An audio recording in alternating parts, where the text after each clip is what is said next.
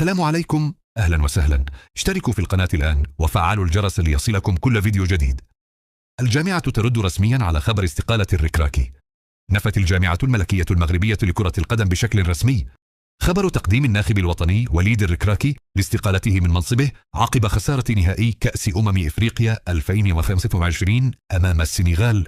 وأصدرت الجامعة بلاغا مقتضبا جاء فيه: تنفي الجامعة الملكية المغربية لكرة القدم نفيا قاطعا ما راج في بعض المنابر الإعلامية بخصوص تقديم مدرب المنتخب الوطني السيد وليد الركراكي لاستقالته من مهامه.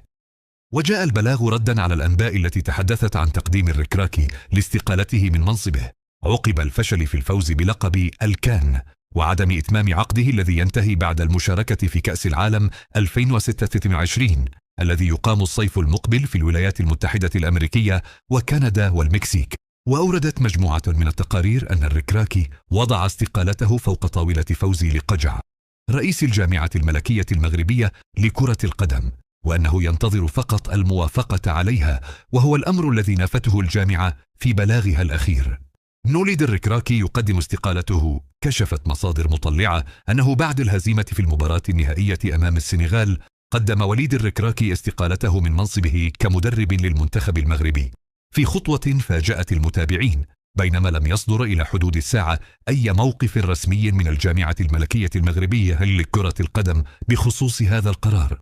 ويعد الركراكي البالغ من العمر 50 سنة أحد أبرز الأسماء التي طبعت مسار المنتخب في السنوات الأخيرة بعدما قاده إلى نهائي كأس الإفريقية لأول مرة منذ سنة 2004، مقدما عروضا قوية نالت استحسانا واسعا رغم الانتقادات التي طالته عقب المشاركة السابقة في كأس إفريقيا 2023 بكوت ديفوار.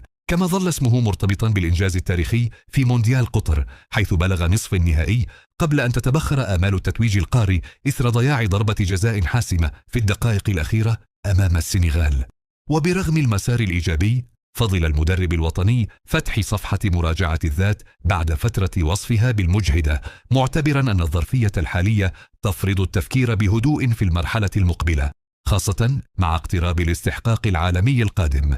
ووفق المعطيات المتداولة فإن الجامعة تجد نفسها أمام خيارين: إما الاستجابة لطلب الاستقالة والشروع في البحث عن بديل، أو الإبقاء على الركراكي ومواصلته قيادة التحضيرات نحو كأس العالم 2026. الملك يراسل رئيسة كوستاريكا. بعث الملك محمد السادس برقية تهنئة إلى لورا فرنانديز بمناسبة